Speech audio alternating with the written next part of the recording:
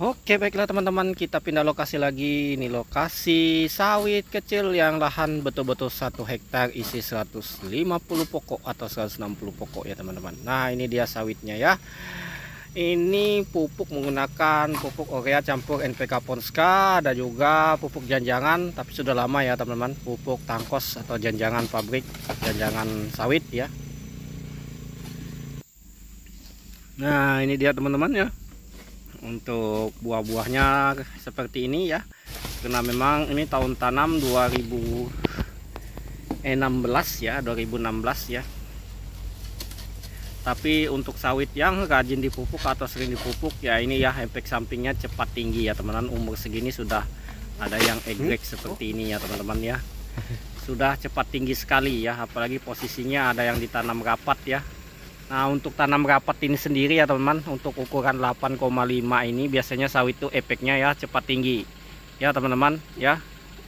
Ingat ya, kalau nanam sawit rapat ya siap-siap sawitnya cepat tinggi, karena kita lebih sering melakukan pemupukan ya teman-teman. Beda halnya dengan sawit yang jarang atau ukuran 9,5 meter atau 10, itu kita jarang melakukan pemupukan dan posisi sawitnya juga lambat tinggi ya, seperti itu ya teman-teman ya. Nah, itulah rahasianya untuk pancangan, tetapi kita nggak dapat jumlah pohon ya. Nah, seperti itu. Untuk sawit yang jarang ini dia lambat sekali tinggi ya per tahunnya.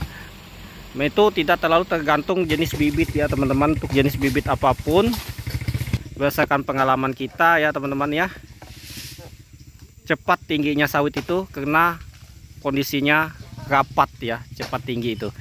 Jarak tanam ya, itu ya teman-teman, jarak tanam itu berdasarkan pengalaman kita. Mungkin yang berdasarkan data-data yang ambil dari Google lagi ya teman-teman, itu biasanya jenis bibit dia ada pertumbuhannya itu 50 cm per tahun, ada yang 1 meter per tahun, ada yang 30 cm per tahun. Nah, itu berbagai macam jenisnya ya teman-teman ya, seperti itu. Makanya dari itu kita itu harus banyak belajar dari pengalaman, bukan belajar dari teori. Karena teori dan pengalaman ini kadang beda jauh ya teman-teman ya. Kadang karena itu tadi, untuk si sawit sendiri ini tergantung situasinya, tingkat kesuburan tanah, cuaca, kerapatan, jarak tanam, pemupukan. Nah, seperti itu. Nah, itu sudah kunci utamanya teman-teman. Karena kalau kita yang berdasarkan pengalaman, kalau yang berdasarkan penelitian, berdasarkan data-data orang yang orang pakai, karena setiap wilayah itu berbeda-beda teman-teman, nggak setiap wilayah itu sama. Oh, mau pulang.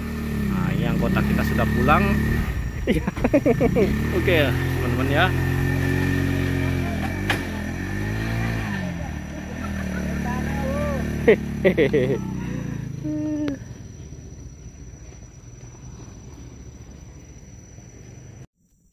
Oke, baik teman-teman, kita susun dulu muatan kita, karena tadi kita ada yang tukang naikkan ya, anggota kita naikkan dulu, jadinya kita pasang sembarang aja. Yang penting buah ini naik dulu ke atas mobil ya, agar lebih cepat dan ringan. Ini kita dapat ini, insya Allah dapat 2 ton. Ini panen ya, ini sangat trek sekali teman-teman. Makanya saya petakan tadi, lahan sawit 1 hektar itu minimalnya kalau trek terus itu ya, trek terus ya teman-teman, 24 ton per tahunnya. Itu kalau trek terus, tapi tidak mungkin sawit itu trek terus. Pasti dia ada panen puncaknya teman-teman. Itu sudah, itu berdasarkan pengalaman. Makanya kita berbicara itu berdasarkan pengalaman di lokasi ya teman-teman. Kalau orang yang kita susah kalau kita ngomongin orang yang mau menang sendiri, ini susah ya teman-teman.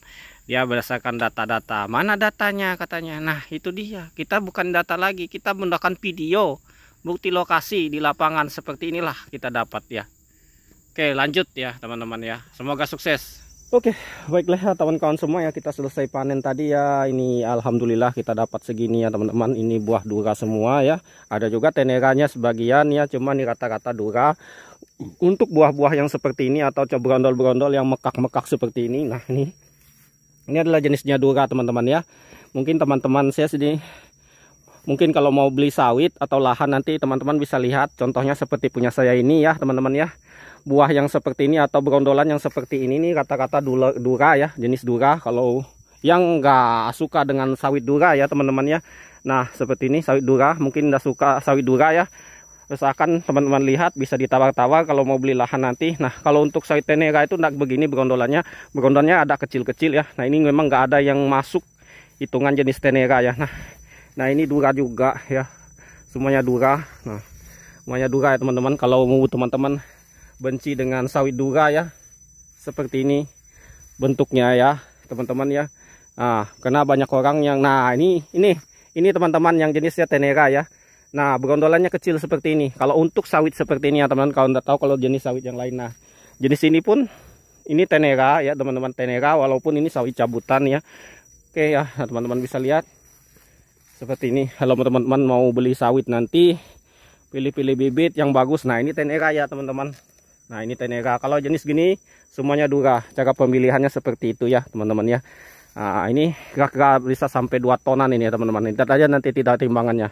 Ini sahan 1 hektar ya, sahan 1 hektar. Alhamdulillah lahan 1 hektar ini hasilnya lumayan teman-teman. Saya sangat bangga sekali. Ini dulu punya orang tua kita, saya rawat ke tangan saya. Dari kecil, dari umur 1 tahun ya kita rawat. Jadinya hasilnya seperti ini ya teman. Ini masa trek loh padahal. Masih dapat kita segini. Alhamdulillah. Per tonasenya sekitar ya untuk 1 tahunnya kita dapat ya dalam 1 hektar itu paling minim itu yaitu 24 ton ya. Itu sudah pencapaian yang lumayan. Itu masa trek terus ya teman-teman. Karena masa sawit ini ada masa trek, masa puncak ya.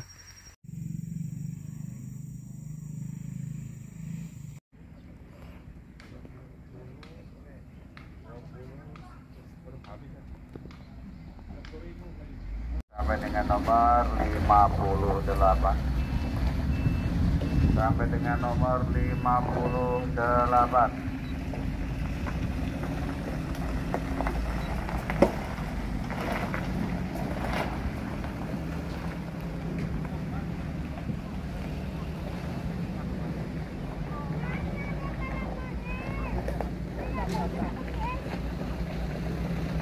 Habis kepala.